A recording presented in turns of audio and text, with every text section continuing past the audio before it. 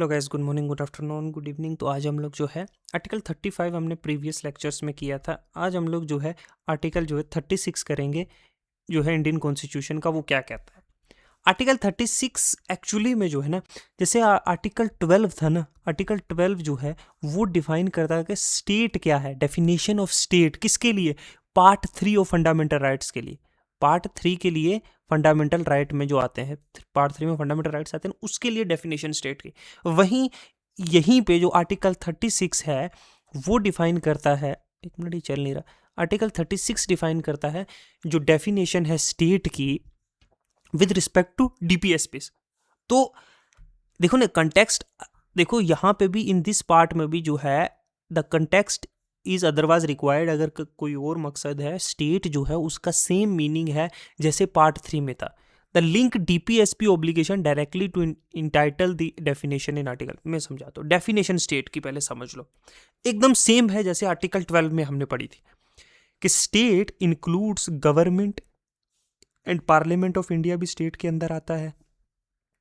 Government and legislatures of states जो हैं, state का सीएम जो होते हैं, president of India, CM, council of ministers, जो स्टेट लेजिस्लेचर है वो भी स्टेट। कोई लोकल अथॉरिटीज़ है, म्यूनसिपैलिटीज़ है, पंचायत है, या कोई बाकी अथॉरिटी है जो इंडिया की टेरिटरी में है, जो अंडर गवर्नमेंट कंट्रोल के आती है, वो भी स्टेट मानी जाएगी इस डेफिनेशन के अंदर। जो आर्टिकल 12 के अंदर थी वही सेम अप्लाई होती है 36 के अंदर भी।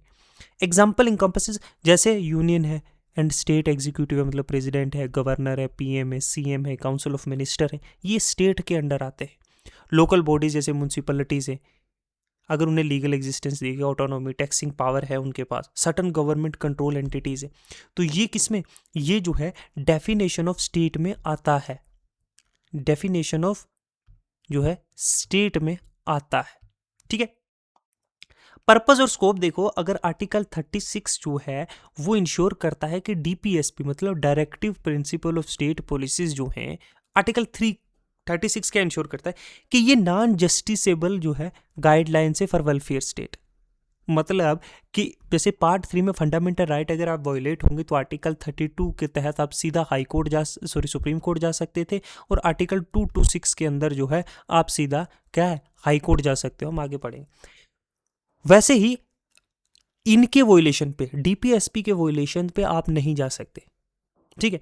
हालांकि ये अप्लाई होता है same bodies bounded by fundamental rights. जो बॉडीज जो हैं आर्टिकल 12 के अंदर फंडामेंटल राइट्स के आती हैं कि ये हकूक जो है, ये राइट्स प्रोटेक्ट किए जाएंगे पीपल के, सेम डीपीएसपी का भी आता है कि ये काम आपके, ये जो है डायरेक्टिव प्रिंसिपल्स हैं जो स्टेट की पॉलिसी की, ये वेलफेयर स्कीम्स, ये लिबरल, दूसरी तीस गांधीयन जो है, ये आपको जो है लोगों के लिए प्रोवाइड करनी है। लेकिन अगर आप ना भी कर पाओ तो ये नहीं है कि आप जो है वो जो आपने ये वेलफेयर प्रोजेक्ट्स जो है आपको जो ये काम करने हैं, मतलब एग्जाम्पल बताओ।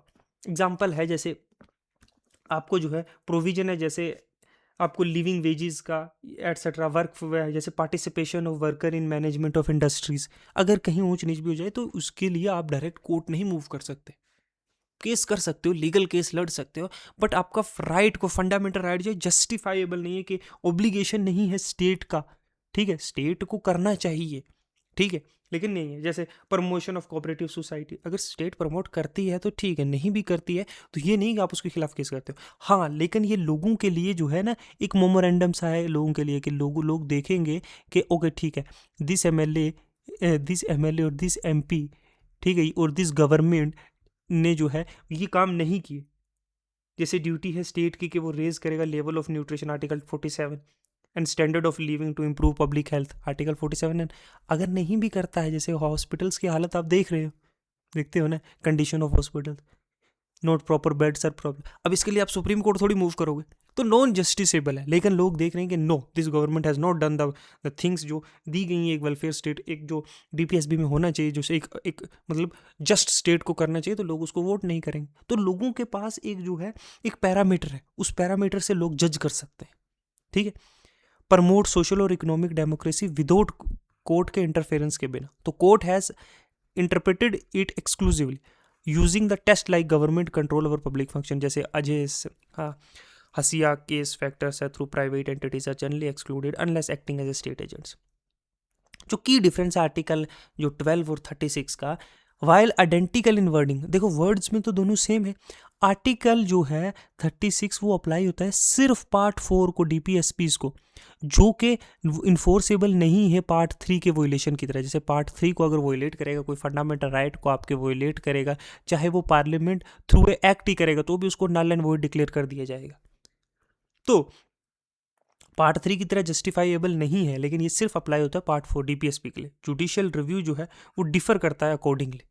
जुडिशियल रिव्यू में भी डीपीएसपी के लिए अलग, मतलब श्रीकांत वर्सेस जो है वसंत राव केस 2006 का। तो दिस इंसिडेंट कंसिस्टेंसी मेंटेन रखने के लिए, वाइल रिस्पेक्टिंग जो है डायरेक्टिव प्रिंसिपल का जो है नेचर भी, जो है डायरेक्टिव नेचर को भी, ये एक डायरेक्शन प्रोवाइड कर रहा है मेयरली, ठीक है, कॉन्स्टिट्यूशन, कि ये चीज़ें करनी है स्टेट को, कि स्टेट को प्रोटेक्ट करते हैं मोनूमेंट्स और प्लेसेस और ऑब्जेक्ट्स जो नेशनल इंपॉर्टेंस के हैं। जैसे आर्टिकल 49 कहता है, अगर नहीं भी किया है, बहुत सारे आप पुरानी बिल्डिंग्स देखोगे उनका बुरा हाल है। इसका मतलब ये नहीं कि आप कोर्ट को अप्रोच करोगे कि स्टेट ने नहीं किया, इनको करना चाहिए। तो they are not justifiable like the fundamental rights. Okay, so this is the definition of state for the article 36। तो ये था article 36। In next video we will discuss about article 37 of the Indian constitution. Okay, thank you, good bye.